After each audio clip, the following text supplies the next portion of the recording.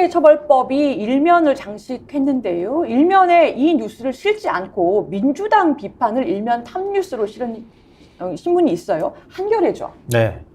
오래간만에 이 꽉 깨물고 민주당 비판한 것 같다 이런 느낌을 확 받았는데요. 저는. 그러니까 민주당이 지금 선거제 문제 가지고 지금 권역별 비례로 갈 거냐, 뭐 일종의 퇴행이라고 보통 표현하잖아요. 아니면 준연동형을 그대로 유지할 거냐, 이거 두고 좌고우면하면서 시간을 많이 보내다가 지금 선거 한 60여일 앞두고 전당원 투표에 붙이기로 했다. 네. 이런 내용이 뭐 알려졌죠, 어제 네. 이미. 한겨레 지금 탑 기사의 제목이 뭐냐면 선거제 퇴행 책임 피하려 또 당원 뒤로 숨는 민주당. 제가 왜 이를 꽉 깨물었다고 했는지 느껴지시죠? 예. 네.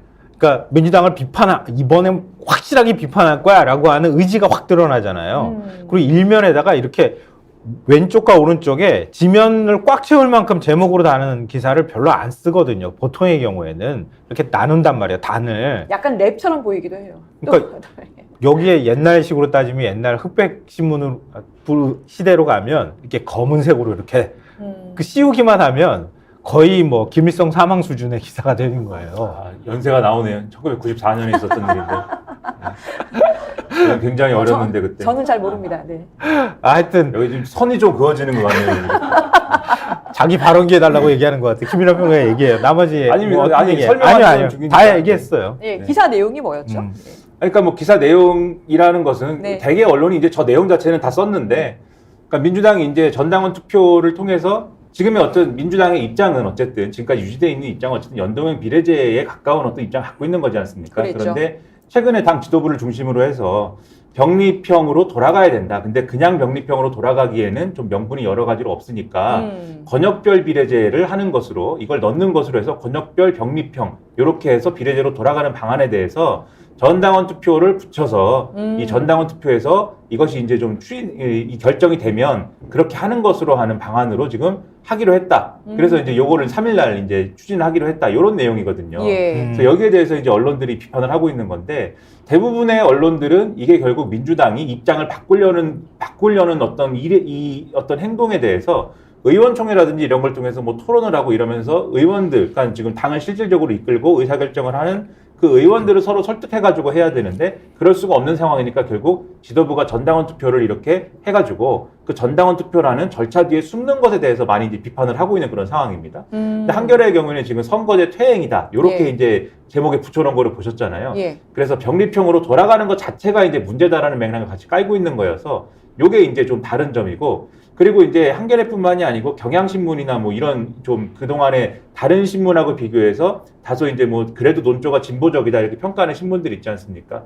이런 신문의 경우에는 그러니까 제도적으로 퇴행이다라는 점은 짚고 있는 상황이에요. 그 점까지 같이 보면 신문들의 논조가 어떻게 좀 미묘하게 다른지 요거를 지금 볼 수 있다는 얘기죠. 근데 예. 흥미로운 점은 보수 네. 신문에서는 이렇게까지 관심 안 가졌다는 거예요. 그렇더라고요. 별로 기사가 많이 나오지 않고 네. 그건 또 무슨 속내가 있을까요? 뭐 속내라기보다는 뭐 민주당이 이렇게 해가지고 오히려 퇴행하면 당연히 뭐 비판받을 거라고 생각하기 때문에 그럴 거 아닌가 그런 생각도 들긴 하는데요. 저는 병립형으로 가기를 바라는 건 아닌가 이런 생각을 또 그러니까 해봤어요. 국민의힘 입장은 꾸준히 유지되는 거 아닙니까? 병립형이 좋다. 병립형이 우리는 좋고, 그 다음에 연동형으로 가면 우리는 연동형에 반대하기 때문에 위성정당을 만들겠다. 네. 그래서 위성정당 실제로 지금 벌써 이름도, 만들었죠. 예. 이름도 지어놓은 거 아니에요? 지금. 국민의 미래. 그렇죠. 국민의 미래인데 또 그거를 뭐 줄임말은 뭘로 할 거냐 뭐 이런 재밌는 논의를 또 하고 있던데, 그래가지고 그런 준비를 하고 있기 때문에 보수 언론에서는 선거제가 뭐 퇴행이다 이런 얘기는 안 하는 거예요. 그리고 오히려 보수 언론에서는 지금의 준연동형이 너무 문제다. 실제로 사실 저는 뭐 준연동형을 현실에 적용했을 때 지금 우리 국민들이 만족할 만한 결과를 낳았다라고 보지는 않습니다만, 네. 다만 그거는 한 번 적용한 것의 결과가 그런 것이고, 뭐 우리가 그 제도를 뭐 한 번 적용한 걸로 어떻게 평가하겠습니까? 장기적으로 봐야 된다고 생각을 하지만 어쨌든 그런 비판이 있을 수 있다고 보는데, 어쨌든 보수 언론은 지금의 준연동형을 원하지 않기 때문에 국민의힘하고 이제 좀 정파적인 이해관계를 같이 하기 때문에 그런 어떤 논조의 차이가 좀 나는 것이겠죠. 그럼 네. 여기서 오늘- 두 가지, 그러니까 그 당원 투표를 할 경우에 결과가 어떻게 예상되느냐 부분도 있겠고, 또 하나는 또 당원 투표라고 해서 한겨레에서 비판한 것에 포인트도 있을 것 같아요. 네.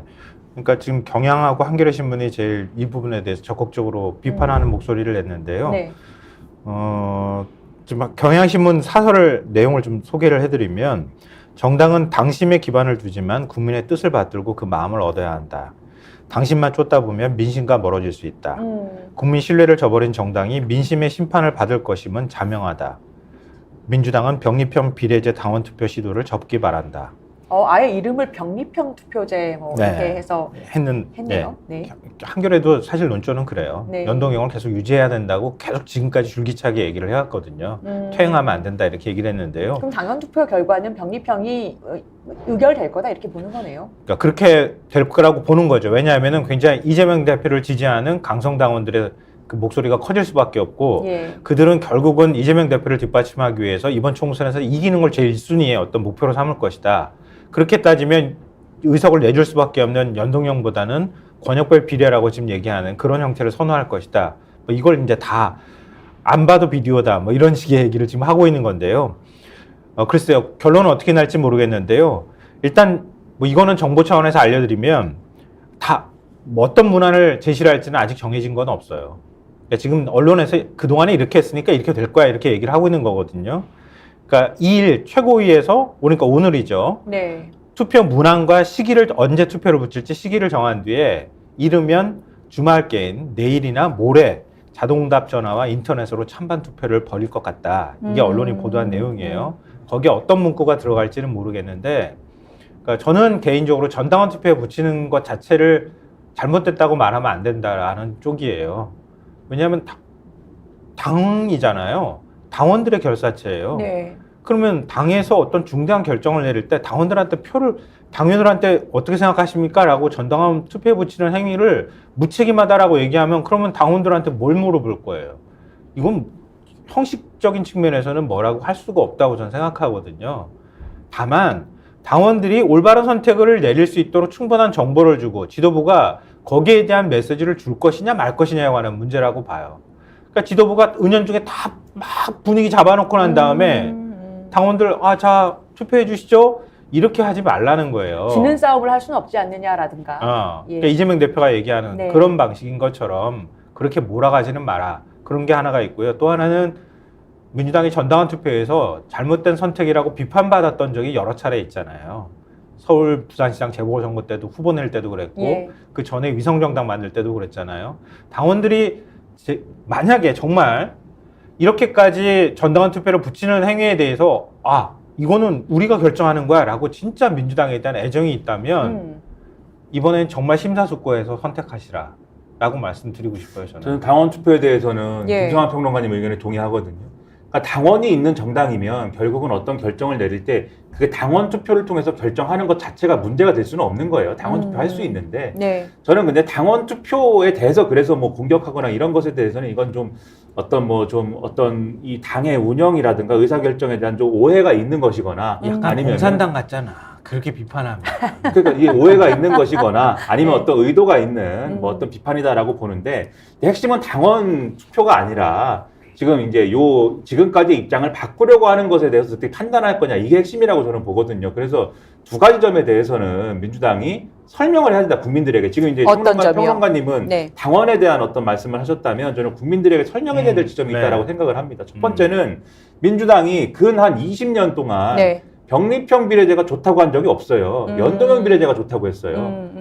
한 번도 병립형이라고 하는 제도에 대해서 긍정적 평가한 적이 없거든요. 예를 들면은 김대중 대통령도 그렇게 하셨고, 그다음에 노무현 전 대통령도 남기신 그 책이 있잖아요. 운명이다. 네. 책에 보면 독일식 권역별 비례제가 좋다라고 되어 있거든요. 그러니까 독일식이라고 하는 게 연동형인 거잖아요. 예, 그러니까 표의 득표수에 따른 의석 배분이 이루어져야 된다라는 그렇죠. 원리 얘기하셨죠. 예. 그러니까 권역별을 얘기하더라도 권역별 연동형 비례제가 좋다고 한 것이고 지난번에 선거법 협상 과정에서도 민주당의 입장은 권역별을 넣더라도 권역별 연동형 비례제였어요, 사실. 네. 그러면 이 입장을 왜 바꾸는 거냐에 대한 설명이 있어야 되고요, 첫째. 그다음에 두 번째로 한국 정치에 미치는 영향에 대한 어떤 설명이 있어야 됩니다. 지금 민주당의 설명은 만약에 가능하다라고 하면은 우리가 그것에 대해서 병립형으로 갈 때 우리에게 좀 이득이 됩니다. 이 설명 외에는 우리가 지금 상상을 잘 못하는 거잖아요. 왜냐하면 이재명 대표가 지더라도 멋있게 지금 무슨 소용입니까? 라고 한 게 지금 있기 때문에. 예. 근데 그게 아니라 한국 정치의 지금 같은 상황에서 연동형보다 병립형을 적용했을 때 한국 정치가 더 발전합니다라든지 이런 설명을 해줘야 국민들도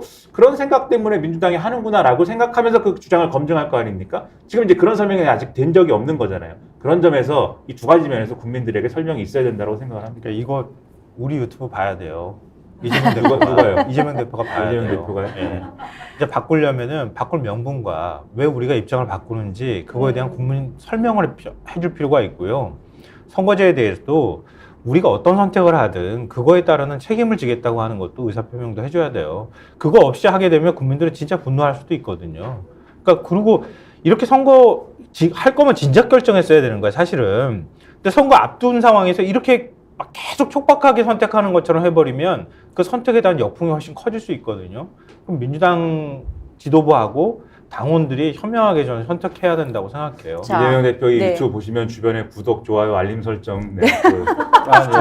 추천해주시고 조태꿀 부탁드립니다. 스픽스는 말하는 언론입니다. 대세는 유튜브, 그중에서 스픽스. 좋아요, 댓글, 구독, 알림 설정. 여러분이 저희를 사랑해 주시고 우리가 여러분을 사랑하는 4가지 방법입니다.